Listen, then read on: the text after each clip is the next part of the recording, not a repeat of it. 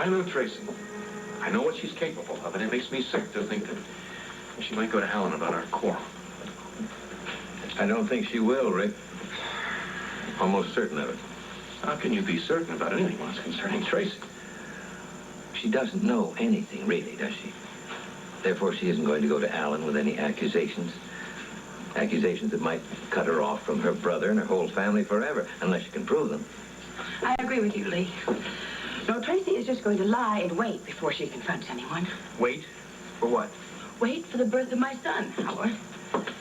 That's when she's going to make the trouble, whatever she has in mind. I've been saying this all along. Well, I have to admit that makes sense, Rick. Tracy kind of sense. You don't think she's going to go to Alan about the quarrel? I doubt it. Then I guess our big problem is finding out who did make the call. Well, it certainly isn't Tracy. It's a shame that you weren't there when she called. You might have been able to recognize the voice. I think that was part of the plan. I don't think she wanted Lee to get the call. She left a message for his answering service. Whoever made the call wasn't running any risk of identification. That's pretty clever. That's pretty clever. Lee, if the woman was afraid of her voice being recognized by you, then it must be somebody that you know. No, not necessarily. Blackmailer could be a complete stranger to all of us. Just use the answering service as an added protection. Don't give us much hope for identifying the voice, do you? She'll call again, Rick. You can count on that. And soon. Hello? Hello, Rick. It's Alan here. Yes, Alan. How's it going? Everything's perfect, except I can't find my wife. Wow, she happens to be right here. Money. Hi. Hi. Can you get out for a while and see me for lunch? Well, I don't know, Ellen. I've got a lot of reports piled up on my desk. Listen, Tracy was here just before, and she told me some rather startling things. What did she say? Well, meet me at the Rib in half an hour, and I'll tell you. All right, I'll be there.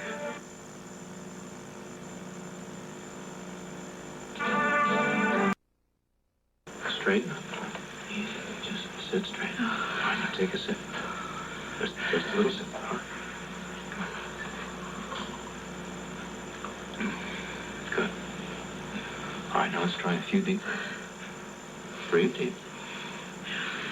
Rick, what is the matter with me? You were suddenly overwhelmed with fear, Doctor. Well, you can't say it wasn't a good cause. Oh, it was a very ugly, unfortunate scene. Let's not blow it up all out of proportion, all right? Okay. Rick, come on. How can you be so sure Tracy isn't going to go to Alan? To tell him what? She doesn't know anything for sure. Well, she could tell him about the fight you had. I don't think so. I don't think she'd waste her energy. I think she would feel that he would hear about it from some other source.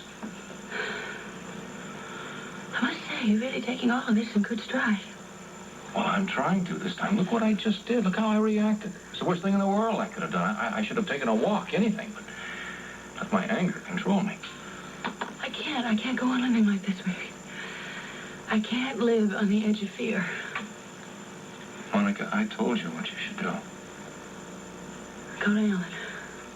Yes, tell Alan. Tell Alan that we spent the night together. Tell him that we made love. No, Rick. You have to, so I can tell Lesley, so that this nightmare will be over, so no one can blackmail us. I can't. Well, let's talk. Rick, please, you don't understand. It has to be done. Rick, my God! Don't do this to me, please. You just don't... Oh, Rick! Rick! Oh, Rick, my knee!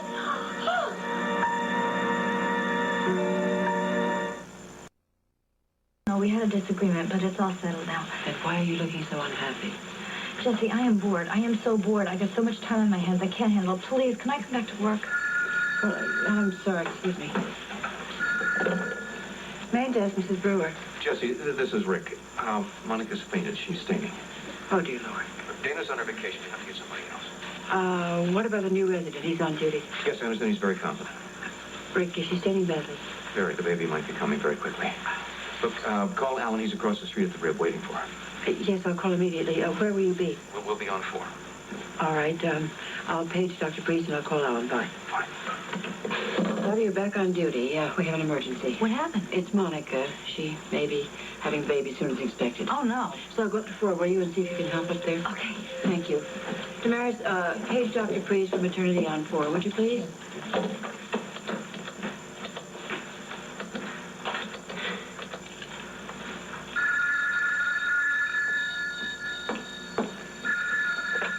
Floating ribs. Susan. Yes. It's Jessie Burrow. We have an emergency at the hospital. It's Monica Quartermain. Is her husband there? Hold on, yes. Alan, it's Jessie. There's an emergency at the hospital for you. Yes, what is it, Jessie? It's Monica, Ellen. She's fainted and she's staining. Good Lord, when did it happen? Just a minute ago, Rick called me from his office and asked me to call you. Did you say anything about the baby? Yeah, he said it may be coming. I'll be right there, Jessie. Susan? Should I get your waiter, Mrs. Williams? No. What was that phone call about? There's an emergency at the hospital. It involves Alan? Susan, is it Monica? Yes, it is.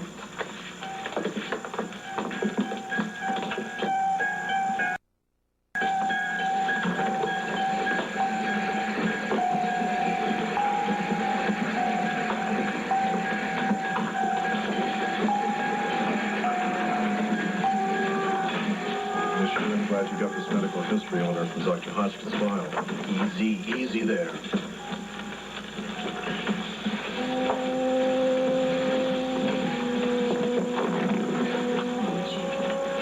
Let's go.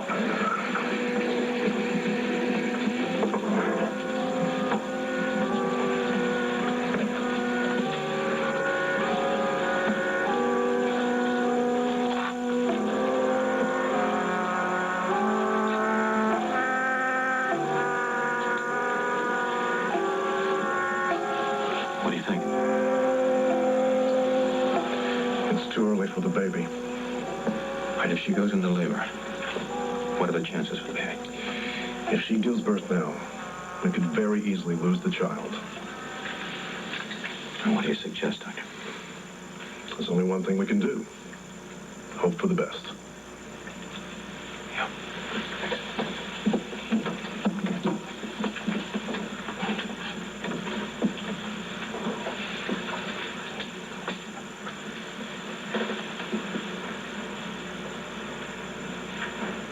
Dear Lord, don't let her lose this child.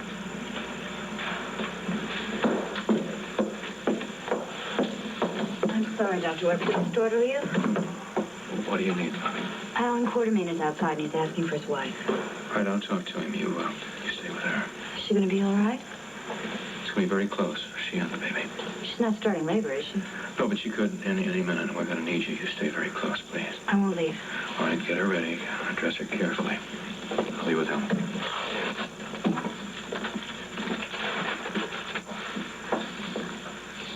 How is she, Rick? Jessie said she was staining. Yes, she is. We hope that it stops. My Lord, how did it happen? What brought it on? Alan, sometimes these things just happen. You know that. Yes, but the test that she had, the last examination, everything was absolutely perfect. It was normal. Then how did it happen? When she left the house this morning, everything was fine. Then this. I mean, there's got to be some kind of explanation. I mean, what happened to her? Alan, she was getting ready to leave my office to join you for lunch. When I talked to her on the telephone from your office, her voice sounded very strange and strained. Did you notice that? I think she may still be affected by the malpractice. You think that's what it is? No, I think that there is a possibility that's part of it. Where did it happen? In my office. She was getting ready to join you for lunch, and then she just started fainting. And that's all? That's all. And you can thank God that it happened here in the hospital. The resident on duty is with her now. He's very confident. All right, I've got to go and see her. Alan, please, just wait a minute, all right? Just a few minutes. Did she regain consciousness? No, not yet.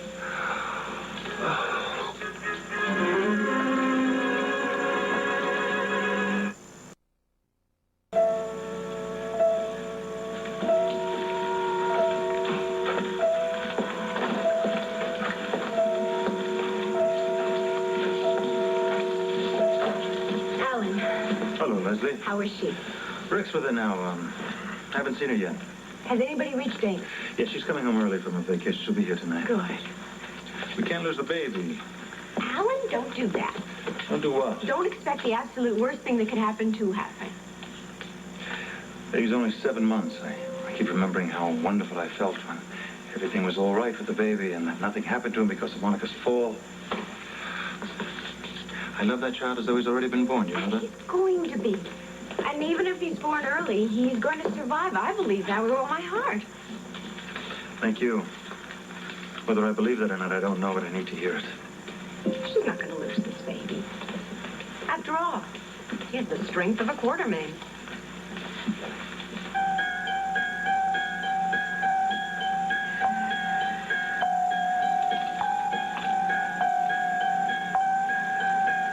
Good afternoon. Hi. Rick? Hey, no sudden movements. We don't want to deliver this baby early, do we? Rick? Diana, why don't you go and tell Alan that the patient is doing well, and then I'll be out in just a few minutes, all right? Okay. You're going to be just fine, Monica. Thanks, Diana. Am I going to be all right? You lost some blood, young lady. And you make things very complicated. I'm beginning to think you're accident-prone. Thank you. Well, you should thank Diana. She's the one who had all the trouble getting you in that hospital gown with that fractured wrist. What about Alan? What does Alan know? We all do. That you started staining, and then you passed out. Oh, Rick, you know what I mean. Does Alan know anything about the quarrel we had with Tracy? I don't think so. I've only talked to him once since you fainted. He reacted like a husband who was very worried about his wife and his baby, which is something that you should be concentrating on. Monica, if you lose this baby because of something I said or I did or that I upset you, I would never forgive myself. No. Rick, it wasn't anything you said. I mean, I've just been under too much stress ever since the deposition was missing. All right, you know what I want you to do? Be a good girl. I want you to rest. I want you to relax. And I want you to concentrate on bringing this baby in. For yourself and for the father. I will. Good, because I've got a very anxious father to be outside in the hall, and I think I better bring him in here. Thanks. Yeah.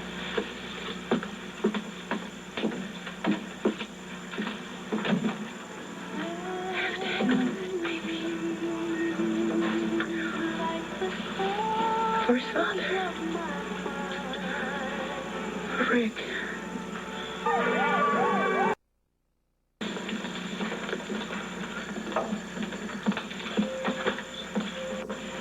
Got a hold of Daddy. He and Mother are on their way. Thanks, Tracy. How's Monica? About the same? Shouldn't you be in there with her?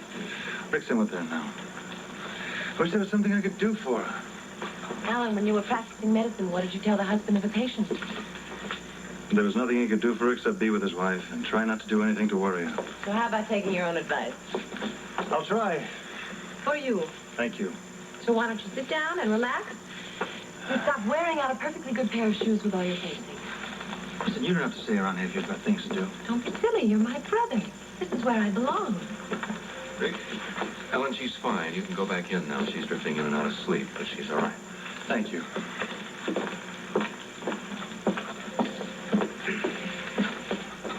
Tracy. If you're going to apologize to me for your earlier accusations, please don't, Father. I don't accept your apology. Fine. I made a mistake. Yep, you sure did. You made a very big mistake, Doctor. But as I told Lee Baldwin, I didn't steal Monica's deposition. I didn't make an anonymous phone call. But somebody did, my friend. And if I were you, I'd keep looking over my shoulder. Because if I don't trip you up, the person that stole that deposition definitely will.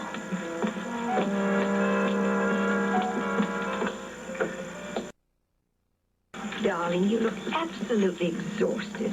Have you had anything to eat? Tracy brought me a cup of coffee. Well, why don't you let your father get you something more substantial? My darling, I'm not really hungry, really. I bet you even haven't had lunch yet, have you? Actually, I was at the floating rib when I got the call that Monica wouldn't be joining me. Darling, you must not blame yourself for what happened. I just can't help thinking that it had something to do with the fall. My Lord, but done to that woman with my jealousy? Alan, dear, the fall was months ago. Look, she is my whole reason for living if anything ever happened to her. She is going to pull through this, Alan. We must believe this, all of us. I want to. Well, I believe it with all my heart. So much so that I've made a decision. What's that? Well, as soon as Monica's over the worst of this, she'll be going home, won't she? Yes. Well, as soon as I know that she's all right, I'm going to be leaving for Palm Beach. What? Darling, Monica's going to need her rest. And the last thing she needs is a mother-in-law padding around the house. No, really, Mother. I'm quite serious, darling. As soon as the crisis is over, I'll be leaving. Now, your father still has some work to do here, so we've already decided that he's going to be at the penthouse. And I shall be as close to you as the telephone, in case you ever need me. You're really very special. Thank you. I love you, darling. And I want nothing but the best for you and for Monica. What if she loses the baby? You'll have other children. Not like this one. This one's very special. I really don't think that another child could replace this one, neither for Monica or for Dad either. Tracy Quartermain. Williams! I will not put up with any more of your snide remarks about Rick Weber. Daddy, I didn't mean to upset you. You never mean to, but you always do. I can't help the way I feel, Daddy. Well, I think all this nonsense about Monica's deposition is just that, nonsense. Somebody stole it, Daddy. If I ever find out that you did, Daddy. I mean it. I'll see to it that you are cut out of everything. Only your son will be provided for. I refuse to believe that you mean that. But don't try to find out. Aren't you in the slightest upset that Rick Weber accused me of such a thing? Well, of course I am. He yelled at me in the lounge. Well, he was wrong to do that, Tracy. Thank you, Daddy, very much for agreeing with me on that point. Well, apparently he also cares about the reputation of one of General Hospital's finest surgeons, your sister-in-law. Oh, yes, he cares about Monica. Oh, don't be so snide, Tracy. Well, why don't you just calm down? I will calm down when I find out who it is that's trying to cause my lovely daughter-in-law such heartache. And when I do, that person is not only going to have to get through Alan and Rick, but through me, too. I know that, Daddy. Well, I didn't mean to go on like that, Tracy. Perfectly all right, Daddy. Did I thank you for being here with your brother? Not that I recall. Well, I do appreciate it. In these emergencies, we all have to stick together as a family unit. Now, that's part of the Quartermain's strength. And speaking of that, why isn't Mitch here? I left him at the floating rib, Daddy. I gotta get a hold of him. He must be worried sick about me.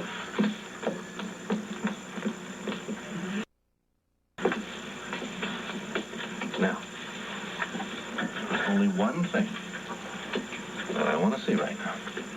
What? That's a smile back on your face.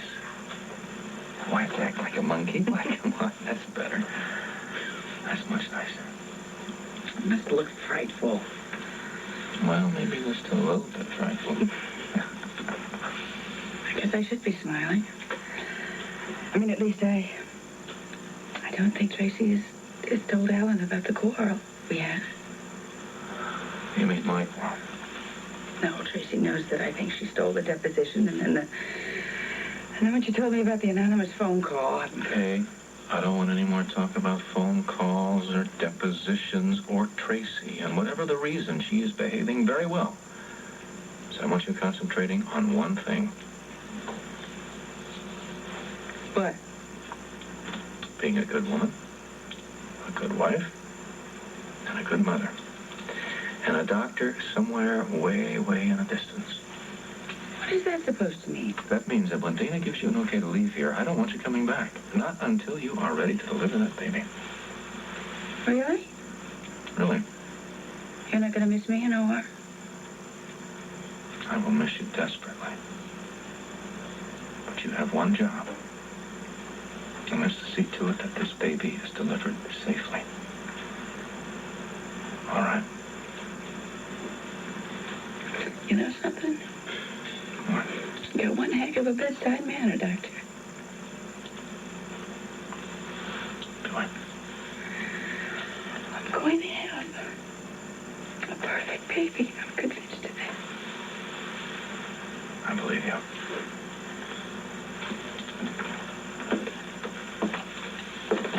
How you feeling? Fine. Mitch brought these for you. Thoughtful. Well, I couldn't have ordered any better medicine. Beautiful flowers for my patient and a loving husband at hand. Thanks, Rick. You take care of this, lady. I will.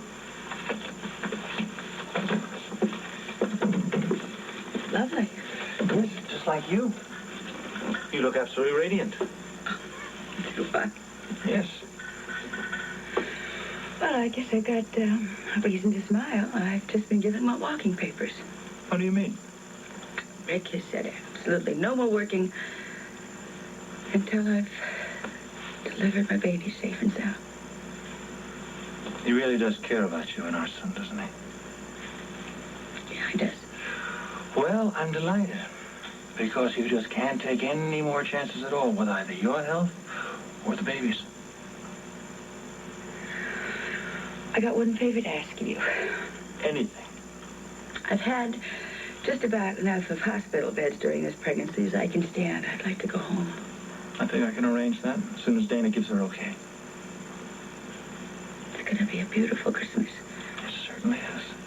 And you better behave yourself, because I don't want my present born early. He's going to be a perfect baby, isn't he?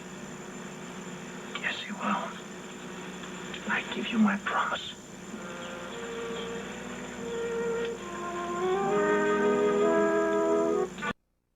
Okay, Dana, I'm a doctor. I want to be treated like one. I want all the facts. All right, Monica. We've made it this far, and we're going to go full term if we possibly can. It's the only way to go. The ultrasonography test shows the fetus is viable. And I'm also a mother. You could have said the baby's capable of living. You're right. That sounds much nicer. It is amazing. Thanks to sound waves and ultrasonography, we saw a picture of your baby in your womb on a television screen. And? He's a beauty. Of course he is. What you have to do is stay off your feet and behave yourself for the rest of your pregnancy. Dana, I'm just in my 7th month. You mean I have to stay in bed until the baby's born?